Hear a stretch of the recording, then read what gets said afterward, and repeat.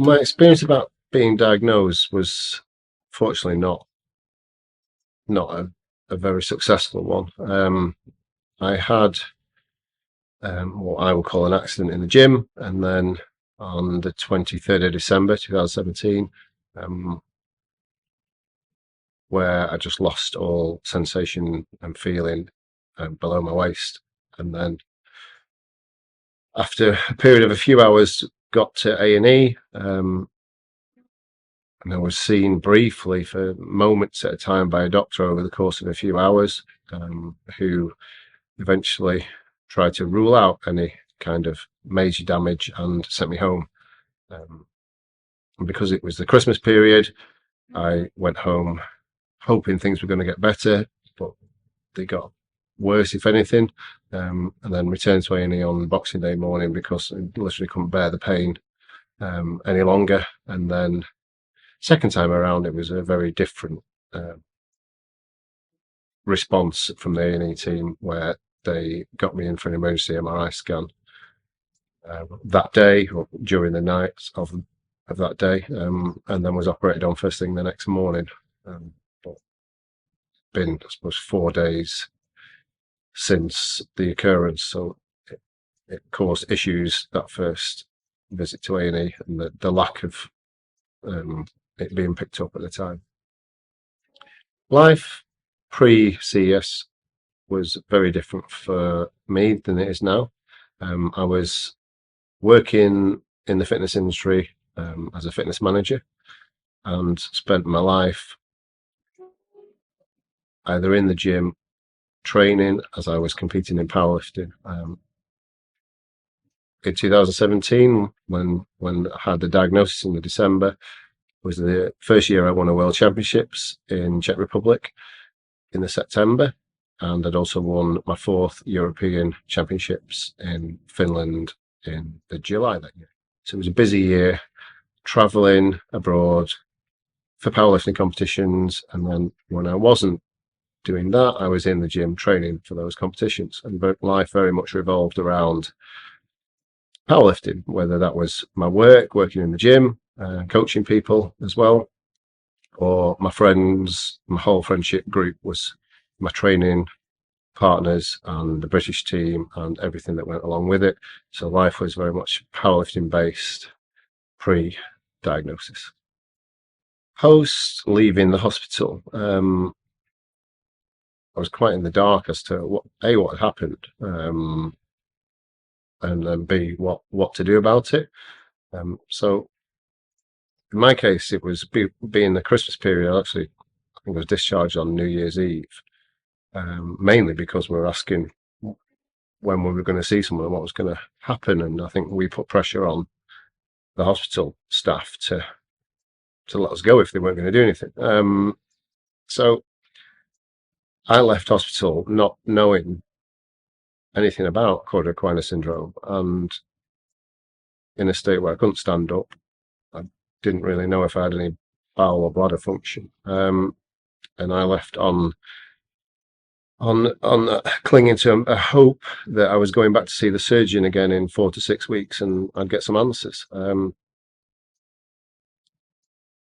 Luckily,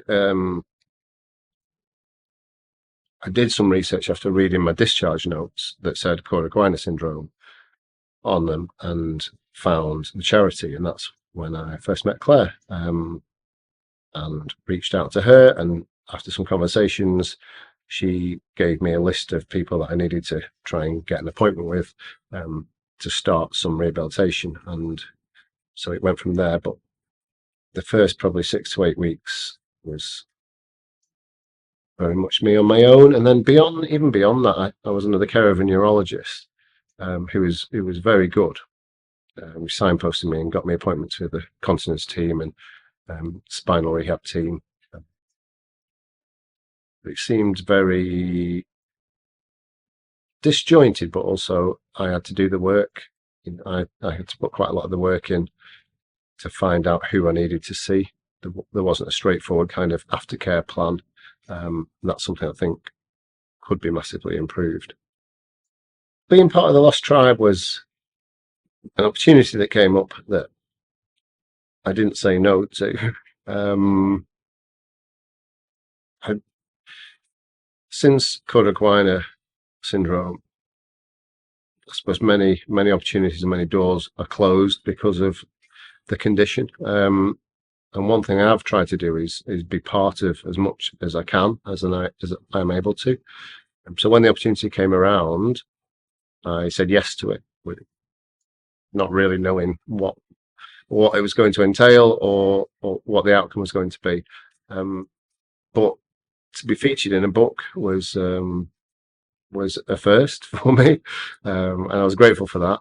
And it's nice to see the feedback from the people certainly the people who have newly joined the group and read the book and got in touch, and said thank you for sharing my story behind it. But also it's nice to see people getting some hope from the messages that are in that book. So certainly a great opportunity for me, and one that I'm very grateful for, and I'm glad I said yes to. It's a strange feeling when you see new people into the charity group, because I suppose it brings back memories of how things were after the initial diagnosis, and not pleasant memories, many of them. And it also makes you I kind of feel a sense of, I know the position they're in, and I know how it seems like nothing's ever going to get any better at that point. And sadly, due to the nature of the group, there's a lot of people in that exact situation. So there's a lot of the comments, a lot of people's opinions are all when they're at absolute rock bottom. And I think it's hard to see those people coming in at that point and knowing that what the next, not few months, but the next few years are going to be like, and trying to come to terms with what's happened. And most seem to be like I was, and very naive as to what journey what that journey is going to look like and how long it's going to take. Sadly, we do still see people joining the group who've had delays of diagnosis or delays to surgery. Personally, I don't know whether that demonstrates the pathway is not working. Possibly it's just not covering enough people, and we tend to get the worst of cases joining the group, and possibly not a full spectrum of every case, because those who've hopefully the pathway's been followed and operated on rapidly are most likely not to be in a position where they're going to be joining the group. So despite there being some delays still, I'm optimistic that the pathway, certainly when followed, does help save a lot of people and makes a significant difference. So since diagnosis and Cauda Equina syndrome, as much as many opportunities have closed off because of the condition, I have tried to make the most of any opportunities to continue to expand what I do in life. Being part of the Lost Tribe was obviously a major part of that, and being featured in a book, but also doing some TV work, some news program interviews, and being actively involved with the charity, doing talks for Stoke Mandeville Hospital, and sharing my story and my experience has been something that I never really thought I'd ever get to do. So a totally different pathway in life because of Cauda Equina syndrome. So still trying to make the most out of any positives that can be gained from it, despite the obvious negatives that come with it. So I think I'm quite proud of the work I've done publicly with the charity on Cauda Equina syndrome. And selfishly, it's paid me a lot more back and developed me and kind of helped me get through bad times as much as it possibly has done for helping share with others my experience. So I'm grateful for that.